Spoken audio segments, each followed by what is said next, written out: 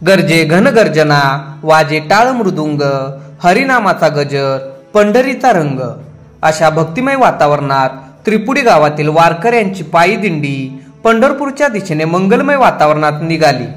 यावेळी वारकऱ्यांनी टाळ मृदुंग आणि भगव्या पताका हातात घेत पारंपरिक वेशात भक्तिभावाने हरिनामाचा गजर करीत पंढरपूर वारीत प्रारंभ केला। विठोबा रुक्मिणी विठ्ठल च्या जयघोषात संपूर्ण परिसर दुमदुमून गेला।